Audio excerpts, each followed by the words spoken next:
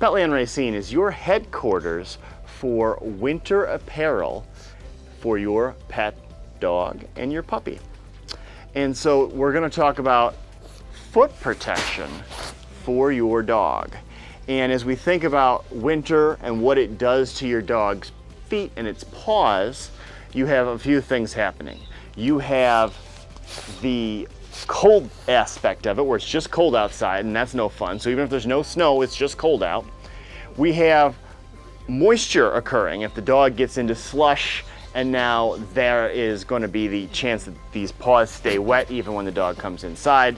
And then of course there's this snow and ice and maybe even salt aspect that you have to protect the dog's feet from when it goes outside.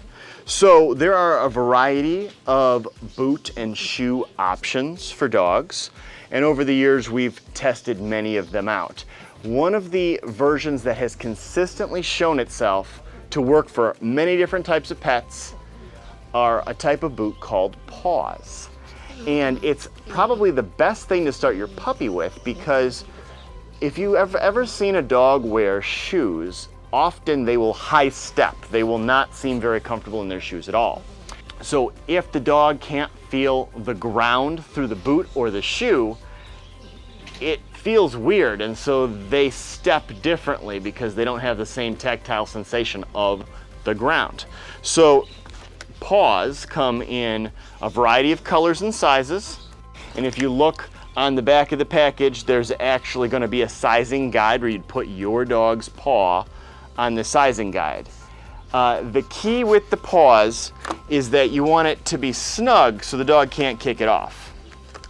And the great thing about these, you actually get a dozen of them in here. So 4 legs on a dog, that's 3 full sets of PAWS. And if your dog were to rip one of these or lose one of these outside, you don't have to change out the whole set. You just need to use one replacement at a time. So they look like balloons, they're thicker than balloons, and they're not the same shape.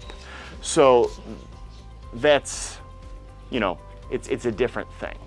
So when we think about getting your dog used to wearing shoes, desensitizing the paw pads is probably one of the most important things. If your dog can't stand it when you touch his feet, it's gonna be a big challenge to get his boots on. And the other thing that is true about these PAWS, this is not just a winter solution. If we think about wetness outside on the ground, if you have like a little non-shedding dog that has a lot of hair and fur around its feet, and it goes out in the wet grass in the morning, the dog comes in soaked, and those feet can get grass stained and stuff like that. If you get your puppy used to wearing these, you can use them year round. This is also helpful in the summertime when the asphalt can get very, very hot. This provides a protective layer versus just having the dog have its paws sizzling on the sidewalk or the asphalt. So I'll show you how to put these on, and we'll see how this puppy feels about it. The key, first off, is that your puppy's nails can't be overly long. If he's got really long nails, A, it might puncture the boot, but B, it's going to snag on the lip of the boot. You'll notice that this has a very narrow, tapered lip, and that is designed to grab onto the dog's little ankle so that the boot doesn't slip off. So when we talk about getting this on, it's 4 fingers into the boot, and then we put his little paw into the boot. So for a lot of people, it's a 2-person job to get the paw into the boot. 1 person to hold the dog, 1 person to open up the boot. But that wasn't too bad. So he's like, what is this on my foot? And he's very interested in it.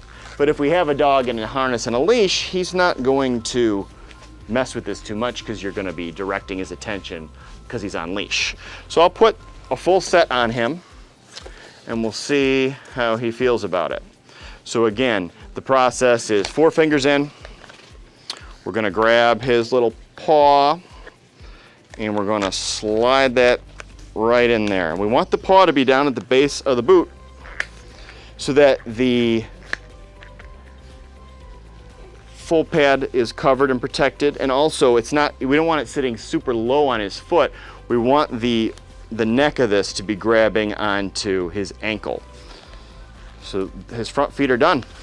So then we have our back paws. Now certain breeds, it is worth noting, certain breeds have different size feet. If you think of like a dachshund, their front feet are significantly larger than their rear because they were bred to dig. Digging was a main deal of a dachshund's behavior, so their front paws are very broad. So you do have to think about that. It may be that you get two different sizes. One size is going to be for the front, one size is going to be for the rear. This Frenchie, his feet are all very similarly sized. So we'll get this last two boots on and we'll see how he does.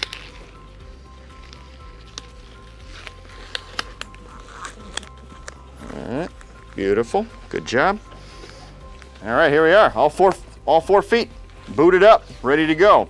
And so immediately, like, he's interested in what's on his feet, but he's not like stepping oddly or having a big problem with it. So we'll put him on the ground and see how he moves and see what that looks like. So if you see, normal range of motion. And so you can also use these in conjunction with a fabric boot if you wanted to double up the protection. The main benefits of this type of boot are that it's going to keep your dog's paws dry. It's not going to allow moisture to get in. And then it's easy to remove. No problem. Easy for you to remove, not easy for him to remove. Because of that tapered neck, it doesn't slide or slip off the way that a boot that has a Velcro or compression type fastener, this is going to be much stronger compared to that other style. So this is our primary recommendation. If you have a puppy, we would suggest you get this sort of thing for your puppy. And if you have any questions about outfitting your dog for winter, please come into the store and speak with a pet counselor.